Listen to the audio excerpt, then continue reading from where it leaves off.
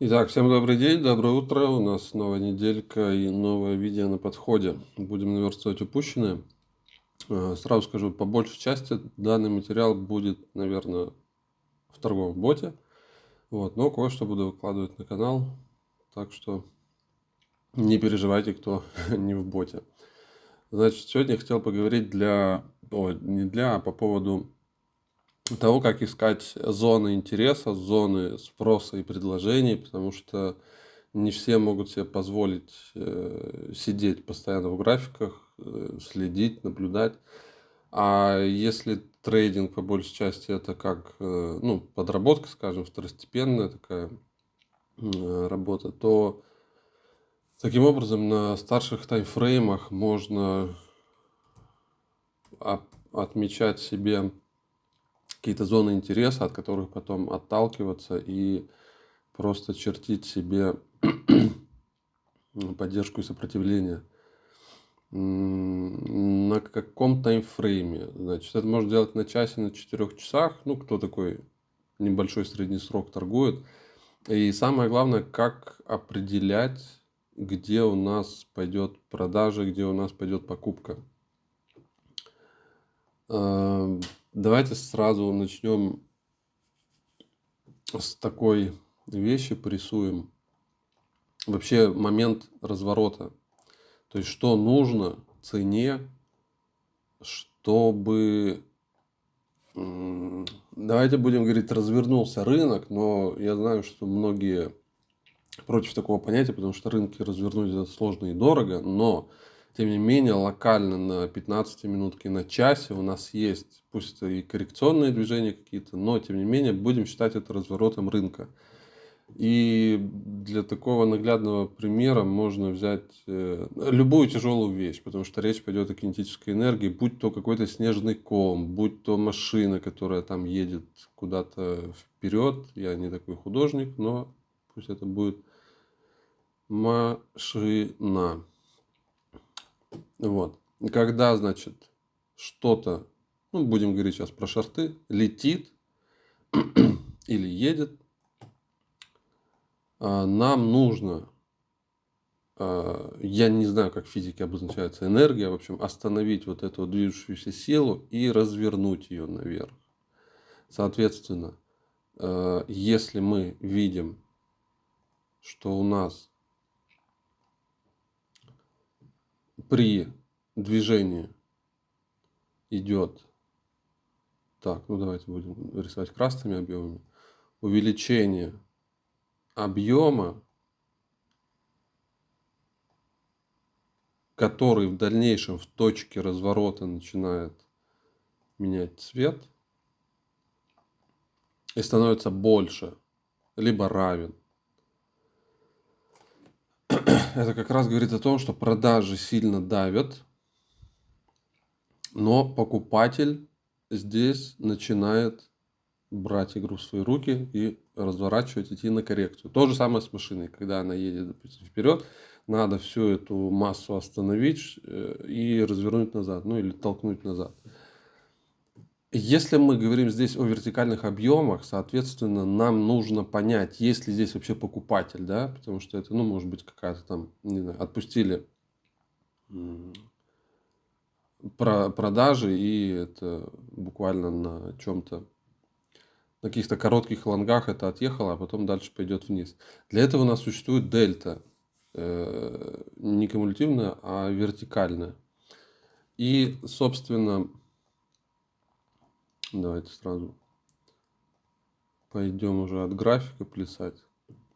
Когда у нас идет движение вниз, а потом оно разворачивается, мы на объемах видим увеличение, а в моменте разворота это будет вот так. Ну, это по объемам. По дельте же это будет перетекание. То есть все время я мало места оставляю. У нас был большая дельта, малая, может быть какая-нибудь нулевая. И все. И дальше мы пошли в рост. То есть вот это вот перетекание дельты, ну я так называю перетекание дельты, и на увеличение объема может означать точку разворота вот здесь. Как входить? Лучше консервативно. Ну, это тест, зеркалка, ордер-блок, слом структуры на младшем таймфрейме дальше и поход вверх. Но сейчас речь не об этом. Именно вот такие вот места можно искать на графиках и тем самым отмечать себе, где у нас пошли продажи, где у нас пошли покупки.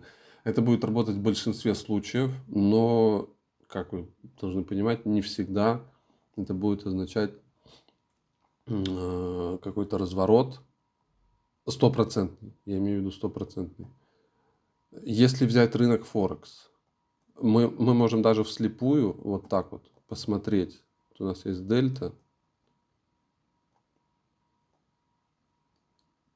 Обычно я делаю как?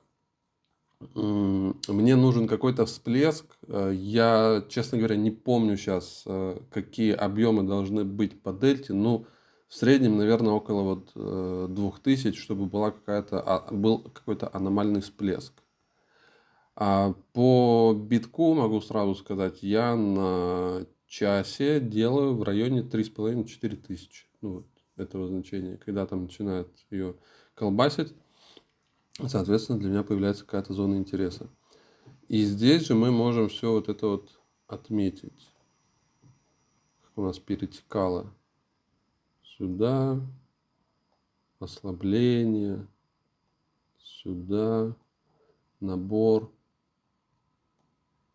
падение. И уже посмотреть, что здесь мы видим, вот он как раз, идут продажи, объем увеличивается, дельта уменьшается, это час, и происходит, собственно, всплеск. Покупатель себя после продаж проявил, коррекция, выход. Мы падали, поглощение, слом, блок, все как хотите.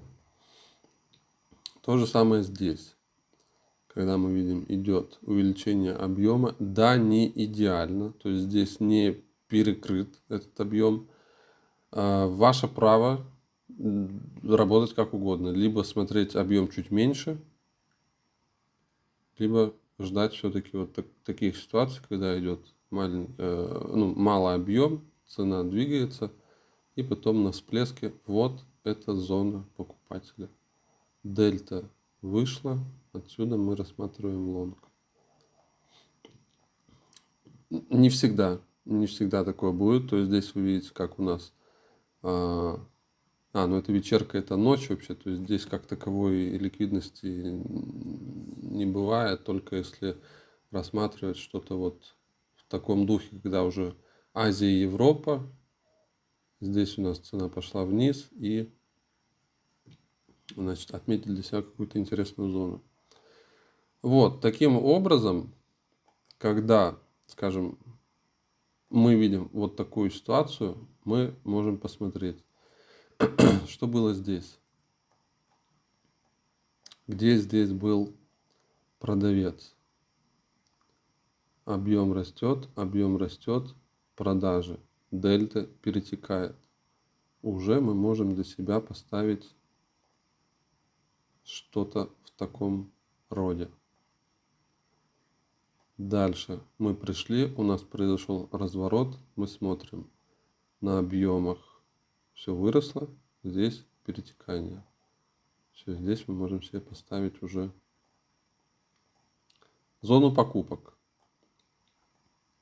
Это будет на часе. Таким образом мы увидим уже диапазон. Но если мы посмотрим на старший таймфрейм, у нас происходит ярко выраженное движение вниз. Да, то есть если мы сделаем скелет,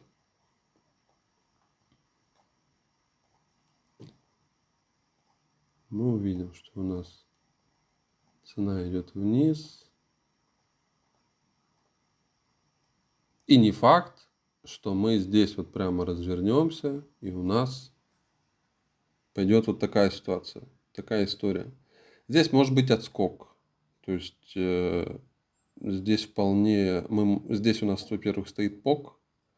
Если мы это пробьем, мы пойдем на ретест. То есть от этой зоны можно держать цель сюда. Первый вариант. Второй вариант. Соответственно, если у нас пойдет движение вниз на пробое, мы можем замерить волну по примеру вот этой волны. У нас был пок. Мы дошли именно до него. Спустились. Ну, это старший таймфрейм. То же самое, если мы пойдем вниз, можно взять либо всю волну, либо последнюю коррекцию, выбрать две точки интереса и от них начинать работать. Но это уже работа с профилем. Это в прошлых видео. Можно посмотреть, где я рассказывал про профиль. Значит, в ривере все точно так же. Так, давайте откроем сейчас евро. Все точно так же, просто та дельта на TradingView у меня используется, когда у меня нет под рукой, допустим, ривера. Здесь более удобно, потому что издалека вы уже можете увидеть подсвеченные места. Здесь, здесь как такового не было. Вот хорошие продажи, которые ни к чему не привели, то есть стоит лимитка. Точно так же здесь можно замерить профиль. Но сейчас, наверное, нет, хотя пок будет, да, ровно сюда. Профиль. Здесь мы видим, что дельта шортовая. То есть здесь продавали и стоял лимитник, лимитный покупатель, не пустил цену. Последнее коррекционное движение. Мы пробиваем пок, зеркальный уровень, на нем стоим, пробиваем опять зеркалка, идем сюда. И можно посмотреть, что было здесь. Но здесь, да, здесь мало было ликвидности, поэтому о каком-то лимитнике здесь говорить смысла нет. Здесь просто работали по рынку. То есть были продажи, продавец защищает свою зону. Все прекрасно видно. И, соответственно, ждем. Можно поставить уведомления. Сейчас есть уведомления в Telegram для ривера. По-моему, для платного со скриншотом, для бесплатного без скриншота. То есть в опциях, в уведомлениях, Telegram поставить пользовательский уровень, все применить, и как цена дойдет до зоны. Если ривер включен, а его можно установить куда-то на сервер, то, соответственно, он вас уведомит, ну или куда-то там, не знаю, в TradingView и так далее все это сделать. Просто здесь удобнее смотреть, удобнее наблюдать. Здесь можно в вертикальных объемах выключить тень дельты.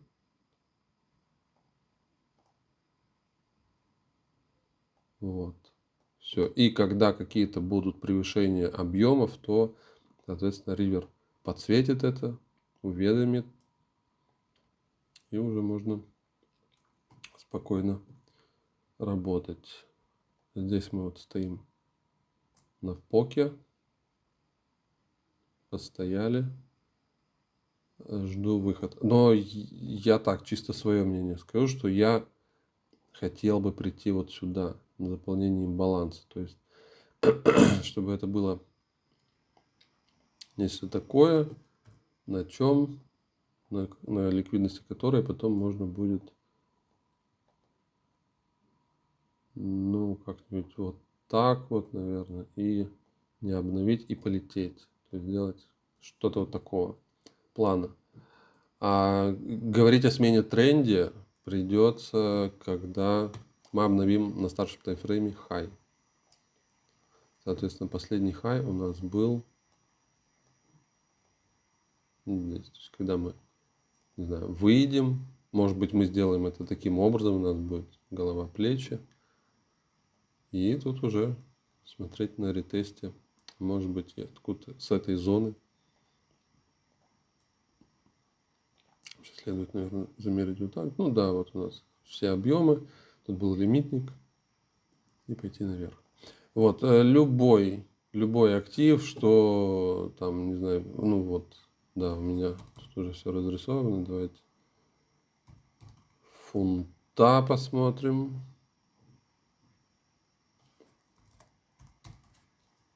На Анде.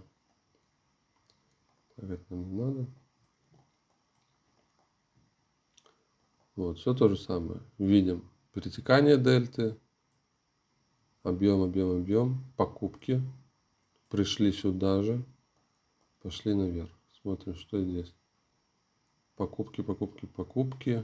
Рост продаж. Дельта перетекает. Зона интереса здесь. Зона интереса здесь. До нее дошли, откатились. Здесь что? Продажи, покупки. Поставить сюда точку. То у нас будет здесь зона, здесь зона. Ну, может быть, работаю, кстати, с поджатием. Вот. И работать именно от этих зон. То есть не заходить куда-то в середину. И надо спокойно дождаться, оно придет на ретест, там профиль накинуть, еще что-то, если кто-то с кластерами дружит, по кластерам посмотреть. Вот смотрите, как у нас здесь были продажи и перешли в покупки. То есть здесь, вероятно, скопление хорошего объема. Да, вот оно. И может быть какое-то интересное продолжение. 4-часовик смотрю.